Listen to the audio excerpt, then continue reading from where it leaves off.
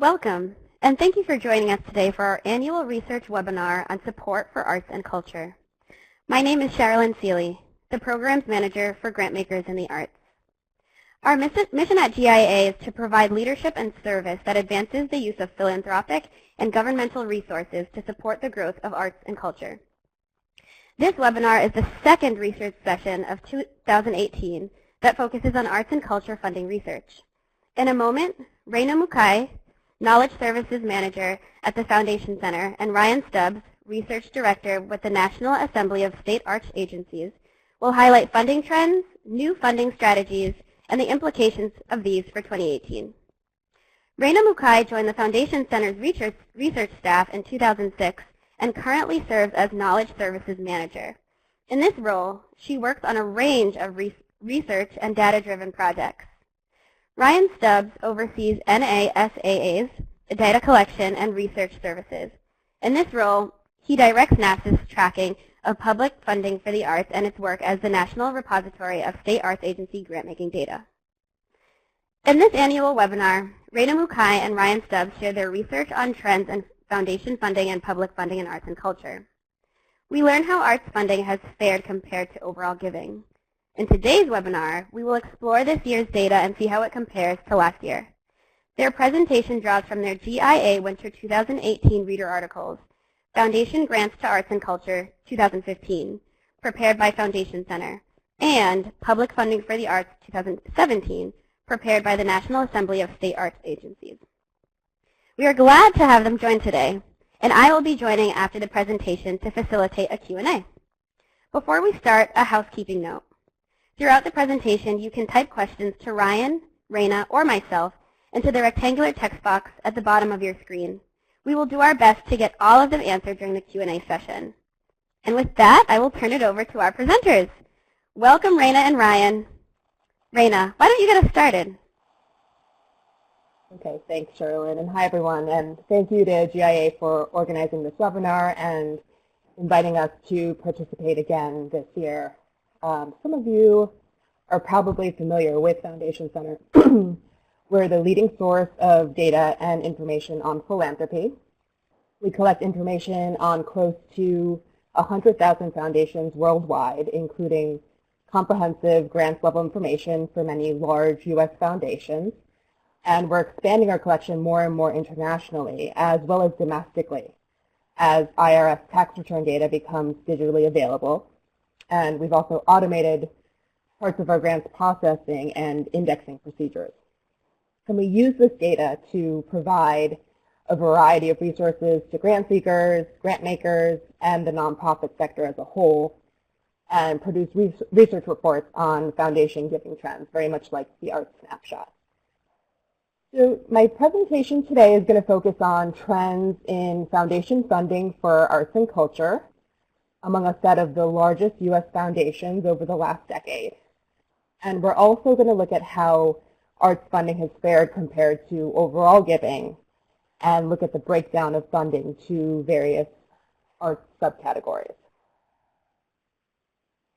But before jumping into findings, I wanted to quickly describe our grant sample set, which much of this data that I'm presenting on is based on.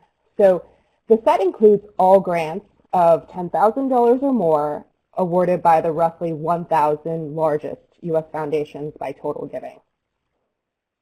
It accounts for about half of all foundation giving by U.S. foundations. The 2015 grant sample includes close to 160,000 grants, totaling nearly $30 billion. And I also wanted to explain how we identify grants for arts and culture funding, especially because our approach to capturing arts and culture funding, and this extends to other areas of funding as well, has changed compared to previous years. So in prior snapshot reports, grants were included if they were coded as focusing primarily on the arts. In the most recent report, and moving forward, we take a broader approach. So similar to the way that we capture support strategy and population served, we now look across both primary and secondary purposes if a grant is coded with more than one focus area. So we found that the primary code assigned can sometimes be arbitrary and tends to undercount areas of funding. So for example, there were a number of foundations in the 2014 and 2015 that awarded large grants to support a proposed settlement to assist the city of Detroit from bankruptcy by helping the city satisfy pension obligations to retirees and also to assist in preserving the Detroit Institute of Arts. So such a grant would have received some type of economic development sustainability code as well as an art museum code. And in previous years, if this grant had been coded as having a primary focus of economic stability, it wouldn't have been included as an arts grant. But with the new strategy, that grant would be included in the arts analysis. So while we've observed an average increase of about $300 million per year over the last decade for arts funding using this new approach, as far as the share of overall dollars, arts has actually remained comparable, capturing about 9% of funding in the last several years. So that brings us to this slide. This figure shows the share of dollars going to arts and culture. And over the past decade, U.S. foundation funding supporting arts and culture has declined as a share of total foundation giving. At its peak in 2005, arts funding accounted for about 14% of overall dollars, while for the most recent year, 2015, arts accounts for only about 9% of overall dollars. The share of number of grants has also declined slightly, but has more or less remained the same for the last few years at around 12% of the overall number of grants awarded. I think we need to do more digging around why the share of dollars has fallen for the arts over the last decade, but it certainly has at least partly to do with other areas of funding gaining more ground, such as health, particularly around public health, as well as climate change, both of which have seen increases in funding over the years.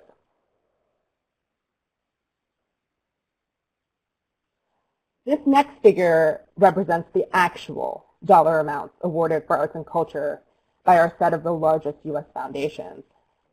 And as you can see, giving for the arts has remained relatively steady at around 2.5 billion, not accounting for inflation.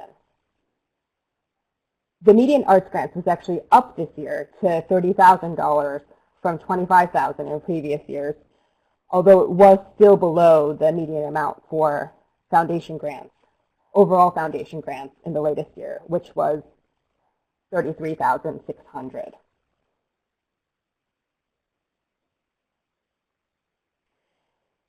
This next figure represents the change in foundation giving by a matched set of funders between 2014 and 2015. Grant dollars for the arts didn't increase at all, compared to about 3% for overall giving. Performing arts saw the highest increase among the arts, up about 8%, but museums and visual arts both saw fairly significant decreases.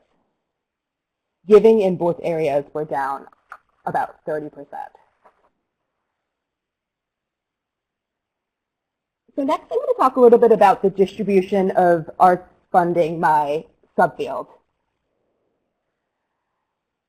Performing arts, which includes everything from dance to theater to music and the performing arts education, captured the largest share of arts funding in 2015, accounting for about 33% of all arts dollars, roughly $840 million. Museums captured the second largest share of dollars in 2015, accounting for 29% of all arts dollars, or $740 million. In any given year, these two fields capture the largest shares of arts funding, often alternating from year to year.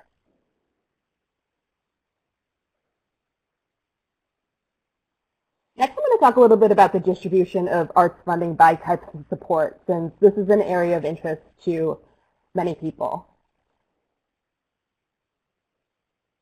This figure shows the breakdown of giving to the arts by support strategy. Program, general operating, and capital support accounted for the largest shares of grant dollars supporting the arts. Program support received the largest share of arts grant dollars in 2015. Special programs and projects typically receive one of the largest shares of arts and culture grant dollars, and the same is true for most of the major fields such as health and education, where program support consistently accounts for one of the largest shares of funding. General operating support received the second largest share of arts grant dollars in 2015, capturing 20% of arts funding. And compared to giving overall, shares of grant dollars awarded for general support was higher for the arts, 20% versus about 16%. And finally, capital support accounted for the third largest area of arts grant dollars. And similar to general support, the share of grant dollars allocated to capital support was higher for the arts, 13% versus 6% for the overall set. Grants for capital support tend to be larger on average compared to other types of support, and exceptionally large capital grants can have a pronounced effect on the distribution of funding by support strategy. The median grant amount for capital support in 2015 was $75,000 versus $30,000 for program support and $25,000 for general operating support. So some of the largest arts grants in 2015 were for arts acquisitions, endowments, buildings and renovations, all of which are included under capital support.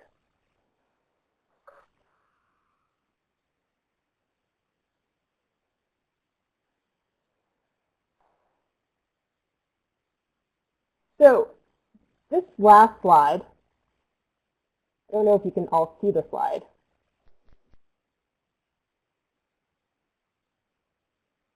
There we go. Sorry about that. So this last slide looks at all U.S. foundation giving from 2005 to 2016. And as you can see, aside from a slight dip in 2009 because of the economic recession, foundation funding overall has increased fairly steadily. In 2015, giving by the approximately 87,000 active private and community foundations rose 5% and continued to grow in 2016. Among the match set of the largest U.S. foundations included in the 2015 grant set, you might recall overall giving was up 3%, while arts and culture funding didn't really see any growth. While arts and culture continue to rank among the top funding priorities of foundations, the share of overall foundation support targeting arts and culture remains smaller than was reported in the early and mid-2000s. So while actual arts grant dollars are likely to grow along with overall foundation giving, what remains unclear is whether arts funding will continue to capture a smaller share of overall funding. So that's the end of my presentation. So I'm going to hand it over to Ryan to talk about public funding for the arts. Thank you. Thanks, Reina. Interesting as always, and hello to everyone. I'm happy to be here today to once again discuss the latest information on public funding for the arts. I'm Ryan Stubbs, Research Director at the National Assembly of State Arts Agencies, and my role today is to focus on data trends in public funding and public grant making in the arts. I'll start with the latest trends as published in the Winter 2018 GIA Reader. I'll give a few updates on more recent data, and this year I'll spend a little more time looking at public funding grant making statistics. First, Let's talk about the sources of public spending on the arts. Who are the government funders? How much do we spend on the arts? And how has this trended over time? Public funding for the arts is best understood by tracking three key sources: congressional allocations to the National Endowment for the Arts, legislative appropriations to the nation's state arts agencies, and funds allocated by local governments to local arts agencies. Over the course of this presentation, I'll reference appropriations to the NEA. That's the total budget that Congress approves for the NEA.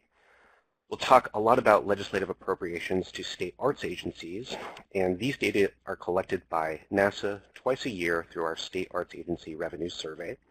This includes state appropriated dollars only, so no federal or private funds. And the third layer is local funding. This information comes from Americans for the Arts.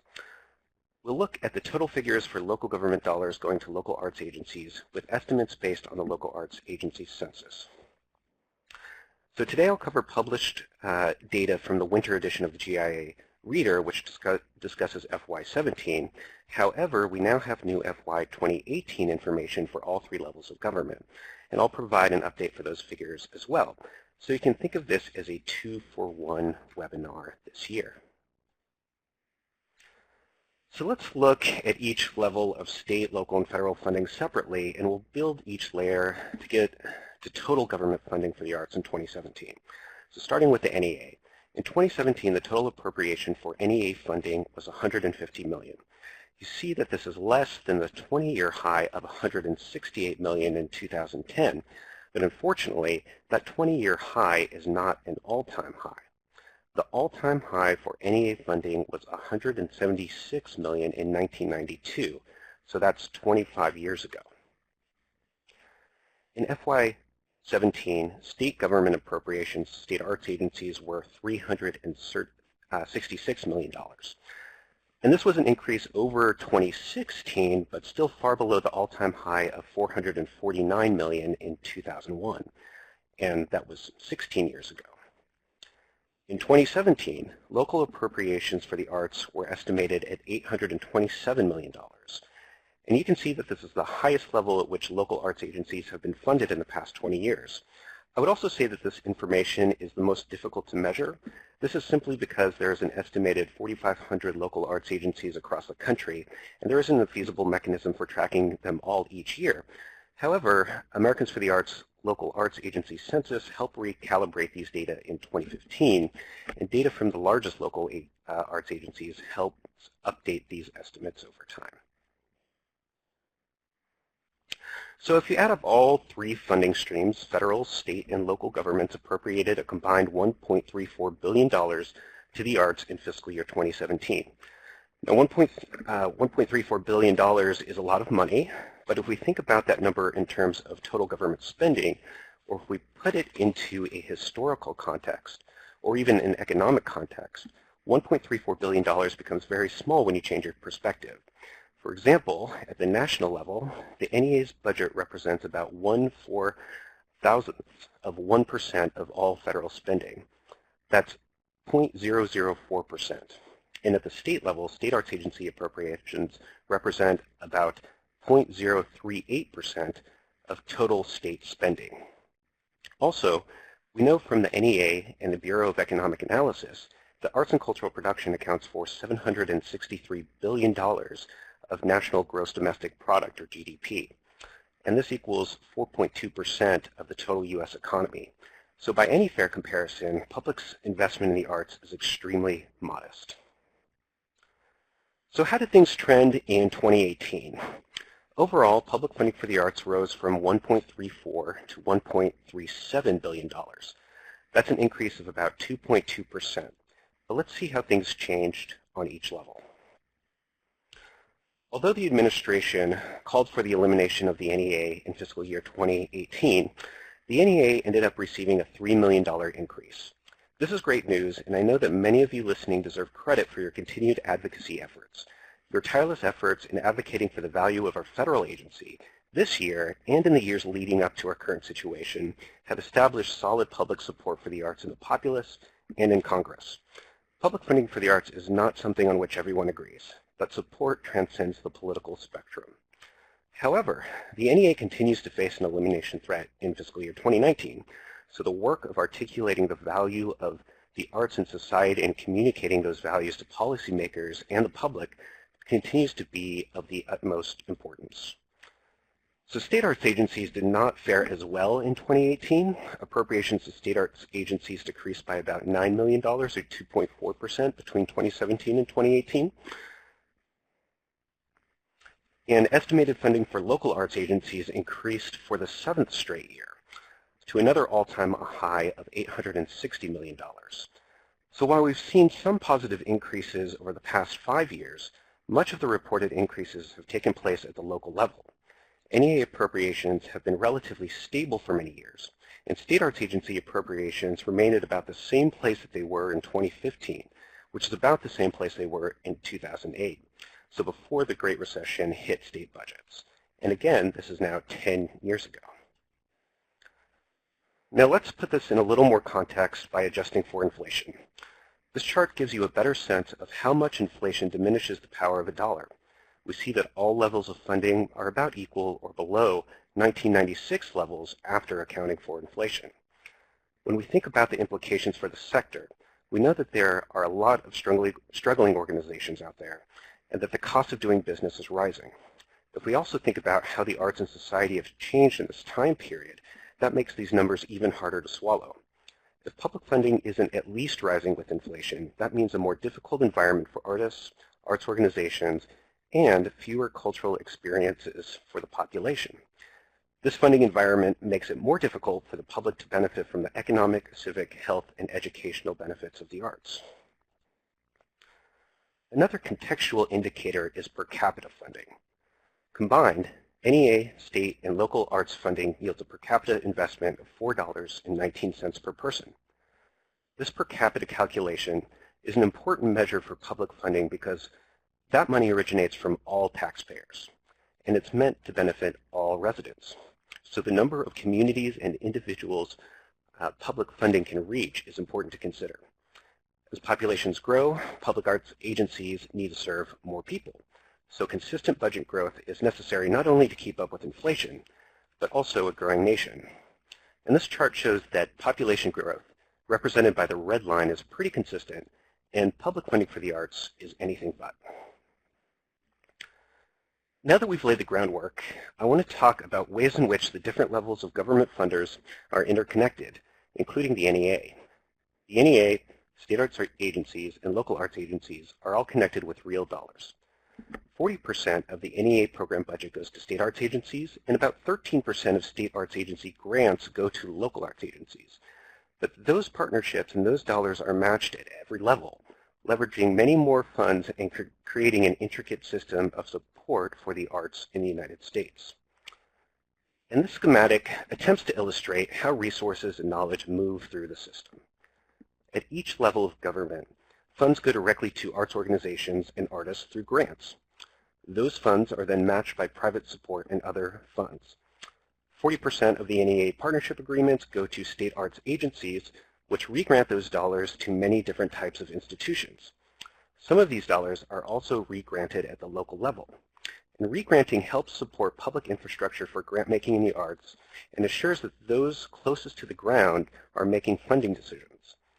Another important part of this diagram is the leadership role that the NEA plays in building the sector in terms of knowledge and programs. Through federal priorities, this leadership filters through every level of government. For example, more states are aware of and are actively pursuing arts and military strategies because of the NEA's Creative Forces program. The NEA catalyzes cross-sector work, creative aging programs, creative placemaking, and field research. We could go on, but the main point is that intergovernmental collaborations help make the whole greater than the sum of its parts.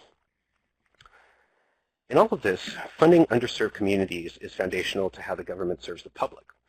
Public dollars don't only follow large cultural institutions in big cities. They prioritize communities that need them the most. For example, 40% of NEA direct grants take place in high poverty neighborhoods. 36% go to organizations that reach underserved populations, such as individuals with disabilities. We also know now from the local arts census that 42% of local arts agency grants require the grantee to demonstrate diversity. Also, over half of state arts agency awards go to counties with median incomes below the state median, and state arts agencies invest heavily in rural areas. And a giant part of this investment benefits kids and arts education.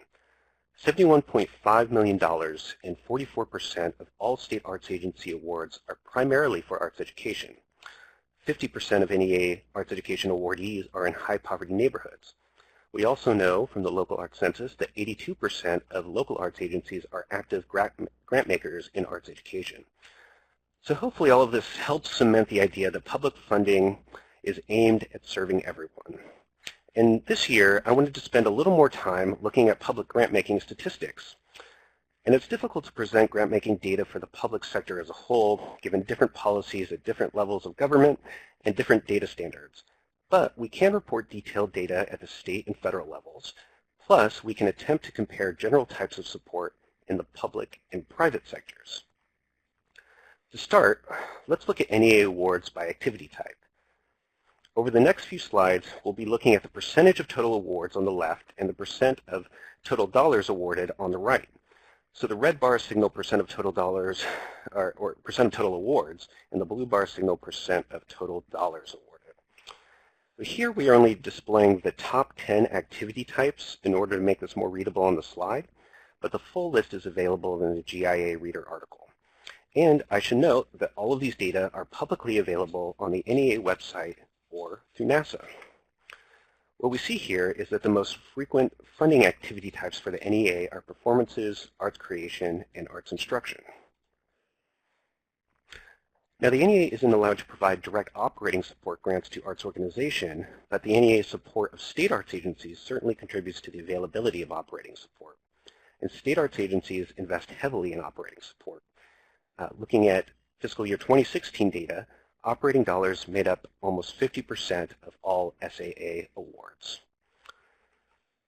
So while many state dollars go to organizations, it's also important to note that individual artist support is a priority for many state arts agencies.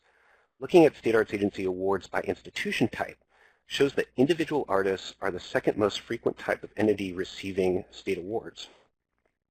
Again, this chart is only looking at the top 10 categories. So if we're looking at awards by discipline, we see that many NEA grants go to multidisciplinary projects, followed by theater and music. And multidisciplinary awards are even more frequent at the state level, and this makes sense given the amount of operating support provided by states. Now we can make some comparisons across sectors. Foundations, states, and the NEA all make investments in museums, the performing arts, and arts education. A key contrast between public and private sectors investment in capital construction, or a key contrast between the public and private sectors is investment in capital construction and physical infrastructure. And the NEA does not provide funding for capital construction, and relatively few state arts agencies make grants for facilities. So foundations bear the load for funding physical cultural infrastructure in the United States. Another challenging topic for grant makers is investments in individual artists and fellowships. The NEA does make investments in individual artists through National Heritage Fellows, Jazz Masters, and Literature Fellowships. Additionally, NEA funds support of state arts agencies, many of which devote large portion of their grants to individual artists, as we saw in the previous slide. So I also wanted to point out a few differences in roles of arts funders. One thing that we know from these data is that public funders strategically invest in many more small awards. The median state arts agency award is $4,400.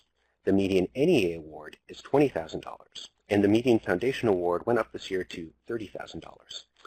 You see that the total amount of grants from the NEA and states is just a little higher than the top 1,000 foundations, and this is leaving out the largest portion of public funding for the arts in local arts agencies.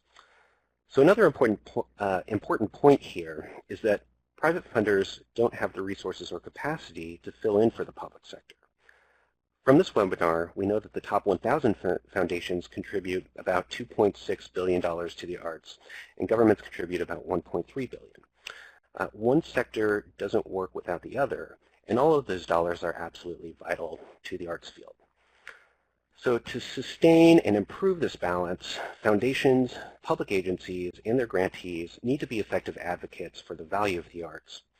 Every person is a stakeholder, and in a representative democracy, government must be a stakeholder as well. And with that, my final slide shows where you can find more information and resources relative to what I presented today.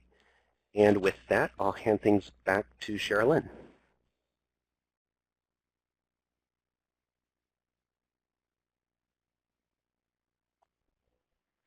Thank you, Ryan, and thank you, Reina.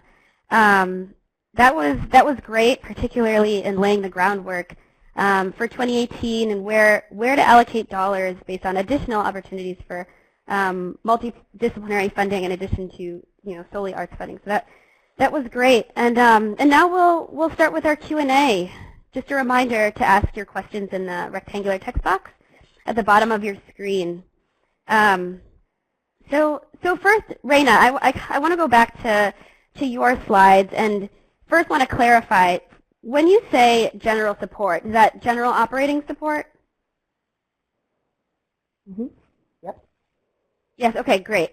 So have you seen any trends in shares of general operating support grants for the arts or any of the other major types of support? That's a really interesting question.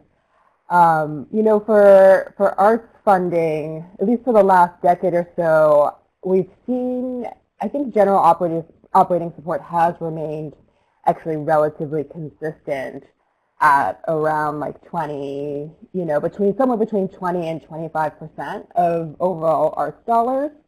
But one, I think, major area of support that we have seen some changes over the last decade is actually capital support, which really has been declining. So I think back in 2005, capital support captured about maybe 30%, almost 30% of arts dollars. But as you saw in 2015, it captured just 13%. I mean, it is still among the support strategies that capture the largest share of arts funding, but we've seen quite a decrease. But the interesting thing is the median capital arts grants has actually increased over that same period of time from $50,000 to $75,000, excuse me. So yeah, I guess it tells us that while there haven't been as many dollars awarded for capital support, the size of the grants have actually increased during that period of time. Okay, and then we've got another question here. Is there any community foundation specific data available versus lumped in with foundations? Oh, for the art snapshot, we have just that one chart kind of showing, I think, like the shares of the different types of foundations, like community, corporate, independent, and how much they've contributed for the arts. But if there are sort of like more specifics that people are interested in, while we don't present it in the report, we can certainly like run that data. All right, great. So we've got, let's see here. So I'm gonna switch it over to Ryan for this next question. Ryan, do you have any insights on what makes public funding for the arts go up and down over time? Sure. So we've been tracking these data for a long time. NASA has data going back to the 60s. We have information from the NEA going back to the 60s on how Congress has supported the arts. But from the state and local perspective, and especially the state perspective, we can see that funding patterns do align pretty closely with the ebb and flow of overall state budgets. Right. So when we look at the pattern over time, those times when funding is decreasing usually aligns with recessions, and state and local government funding usually falls a little behind the curve for the overall economic cycle. So certainly the economic cycle and that impact on overall state budgets seems to have a pretty close correlation to how public funding for the arts has changed over time. That's not the same case for the NEA. For the NEA, we see those dollars being pretty stable, but larger decrease happened in the mid-90s due to cuts to the agencies. So it's not necessarily the same story across the different levels of government, but overall we see trends following pretty closely with revenue trends for states. Mm-hmm. Thank you. And then kind of to add on to that, we've got another question related to local arts agencies. What are some other strategies that local arts agencies are using to make up for the decrease in funding from other sources? Sure. Well, I can talk probably a little bit more in terms of state arts agencies. I mean, the data trend, at least for the past 7 years, we do see that the overall funding for local arts agencies has increased in that time period. I don't have information on how that relates to the share of overall local budgets. But for state arts agencies, when faced with declining appropriations, and I think this applies to locals as well, there's a number of different strategies that grant makers take in order to more efficiently serve arts organizations and artists. There's a variety of trends that we've seen over the years. One strategy that states have taken is decentralized grant making, which will then administer a portion of their funds to local funders across their state. So there's some administrative efficiencies that happen.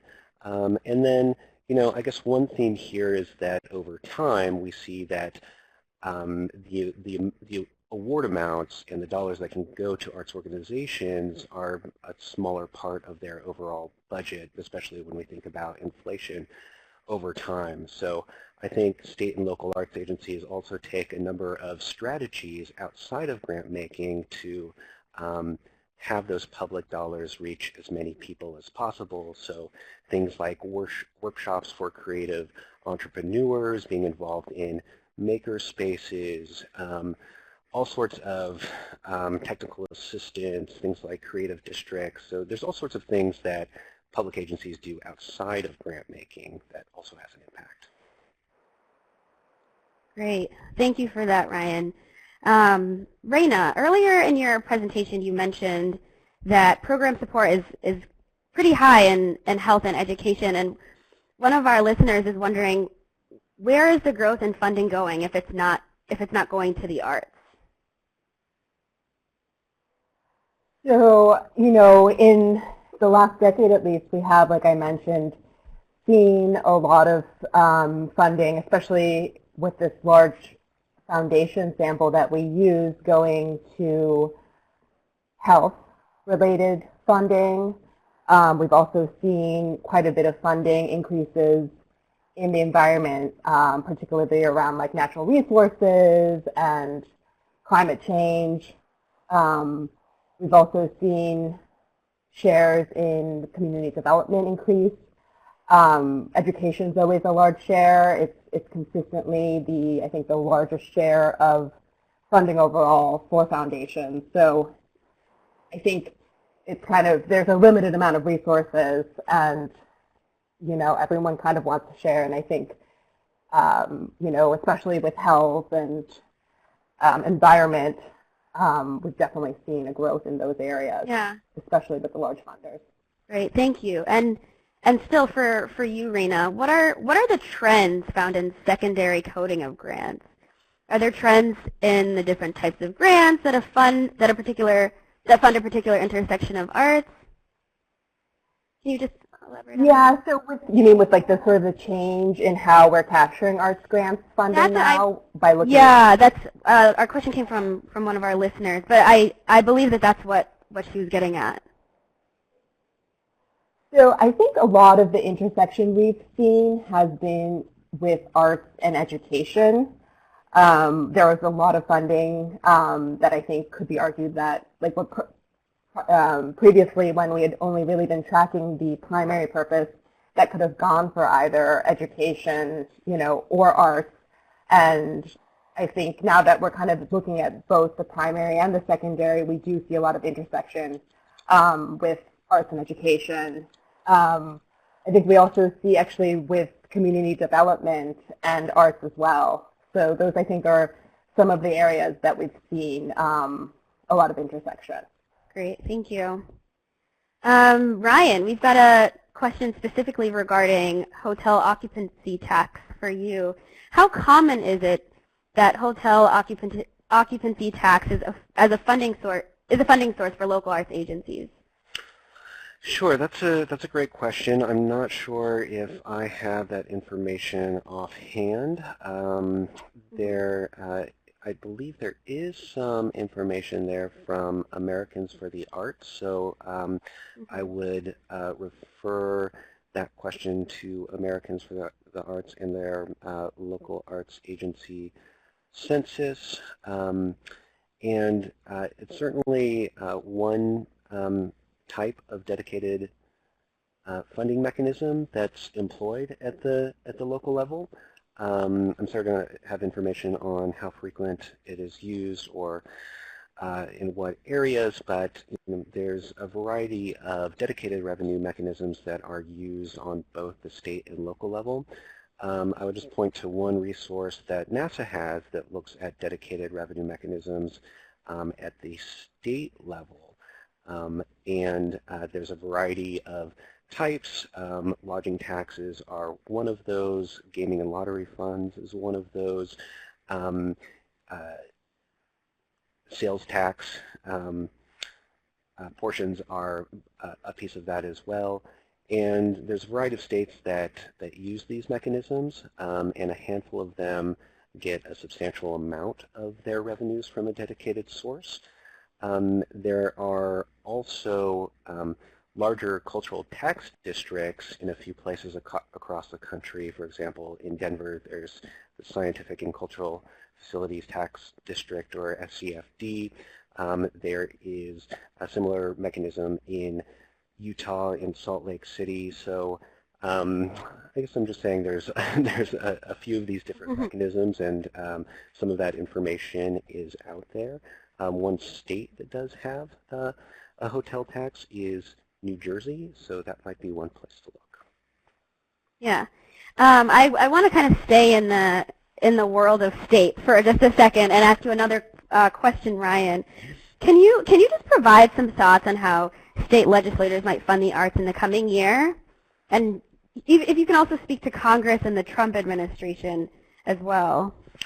Sure. So first, on the state level, NASA tracks state appropriations twice a year, and so right now many of those decisions are being made, and state legislatures across the country will soon be sending out another survey to get a sense of where we will stand at the end of this legislative session, which informs fiscal year 2019 information and revenues. So so far it's hard to say. We know that there are a lot of states that are still have some budget difficulties. We know that although there may be some revenue growth, that there's a lot of spending pressure, I think, at all levels of government, and so the ability for the arts to receive a larger portion of government revenues, I think, is going to be challenging in this next year. We've heard some good news and some bad news, and that's kind of usually how it plays out, as a mixed bag across the country. For example, in Florida, their state legislature ended up cutting a significant amount of their grants dollar budgets, so I think we'll certainly see that in the next year. And as far as the federal level for 2019, we know that there is yet again a recommendation for the elimination of the NEA, but Right. Is now discussing the 2019 budget, and we know that a framework has at least been set for those budget negotiations. So I think we'd be cautiously optimistic that support for the NEA will continue as it did in 2018, but I think it's going to take the same kind of level of advocacy work that everybody's been putting into it. All right. Great. Thank you for that. Reina, we're going to turn it back over to you. Can you talk more about the different types of support aside from program support, general operating, and capital? Sure, yeah. So a large, actually, portion, not all of the grants in our analysis actually has a support strategy.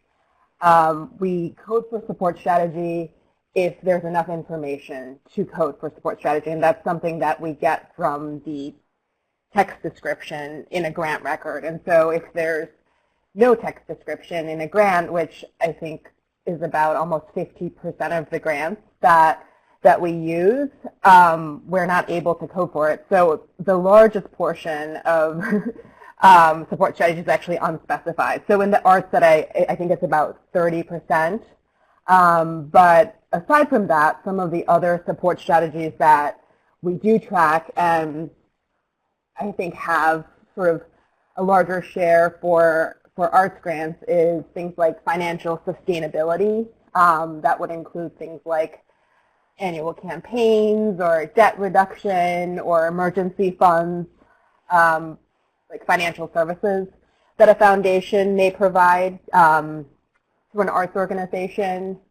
There's also capacity building and technical assistance. That's another support strategy that we track. I think for 2015, there were about maybe 3.5% of arts grant dollars was tagged as capacity building. And then some other areas are things like student aid or like leadership and professional development, things like that. I see a little bit of share, like maybe like 2% share of arts funding allocated for those types of support strategies. Great, and kind of still with you, Reina, can you talk about how the arts funders have changed over the last decade, the number of large art funders that have changed? Sure, yeah, that's a good question. So, you know, we always use the sort of set of 1,000 largest funders, and I think for that set, we've seen sort of more or less consistency, maybe a slight decrease compared to 2005. I think there were closer to about maybe 900 funders, maybe like 870 that awarded at least one arts grant. But that could also mean just like one funder that awarded a $10,000 grant, and there could be a lot of them. I think in the most recent 2015 set, we had about 820 funders, arts funders, meaning they awarded at least one arts grant. But I think for the most part, there has been a lot of consistency with the largest arts funders, at least. You know, in the snapshot, we always report on the largest funders by total giving, and I think consistently that, you know, top, I believe it's a 25 list, you know, consistently awards about the same share. And so, you know, while the number has gone down slightly, I would say there's also been a lot of consistency as far as like the amount of money that has been awarded by large funders. Great. Thank you. So this question, I think it'll go to Ryan, but either one of you can definitely respond. Are there trends around the role and health of local arts councils? I'm sorry. So the role of health, the health of local arts councils. Sorry. Yeah, the health. Sure. So perhaps the question is about the role for arts and health at local arts councils. Certainly, I think so.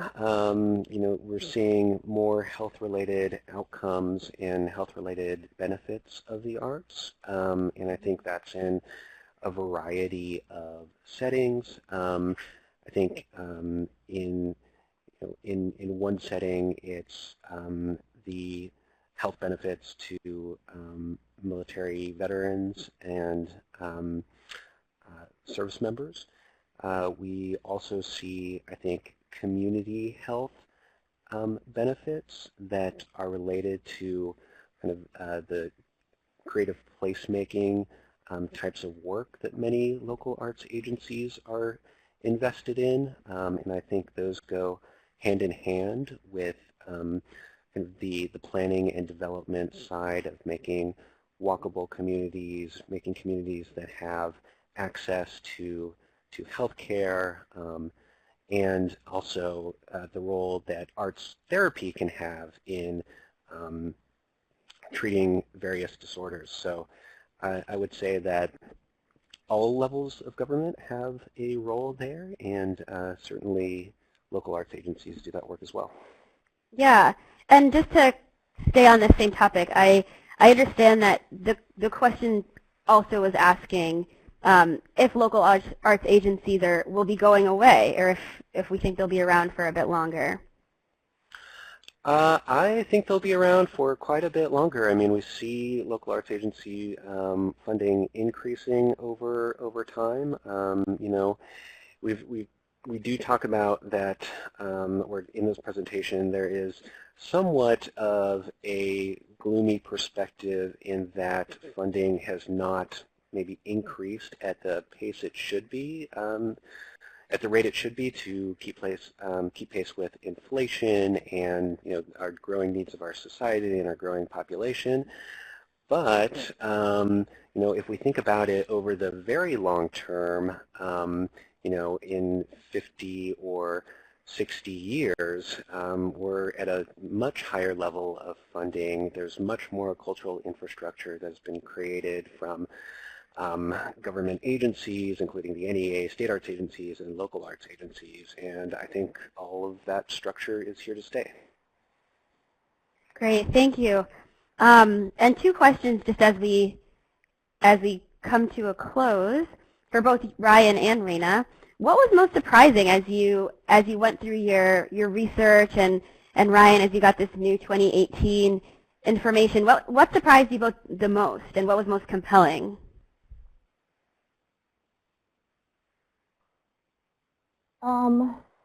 Two things, I guess. I was actually surprised a little bit, and we changed sort of the way that, as I had mentioned earlier in the presentation, how we had captured arts and culture funding. As before we were really focusing on sort of that primary focus, and now kind of looking at grants also that in the cross-section of arts and education and arts and health and various other categories. And while, the actual amount, like the dollars awarded, has gone up more or less consistently over that decade, about $300 million per year for arts, I was surprised that the share was actually consistent with when we were tracking arts and focusing just on the primary focus of a grant.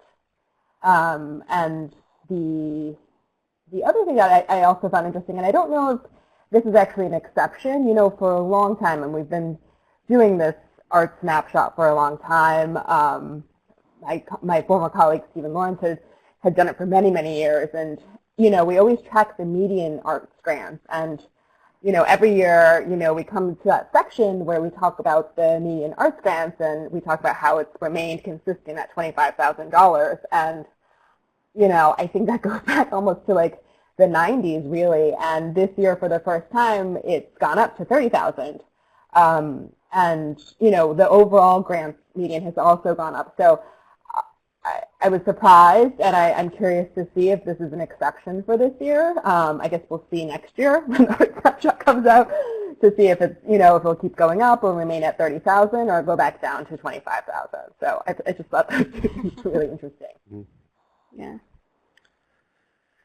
And sure, for things that surprised me this year, I mean, again, we've been doing this work for a number of years and in tracking data, so I think a lot of what we see is sort of consistent with what we expect. I think one thing that is curious and something that we'll want to continue to monitor is for state arts agency funding over the next few years. I think it will be interesting to see, you know, what the economy does in the next few years.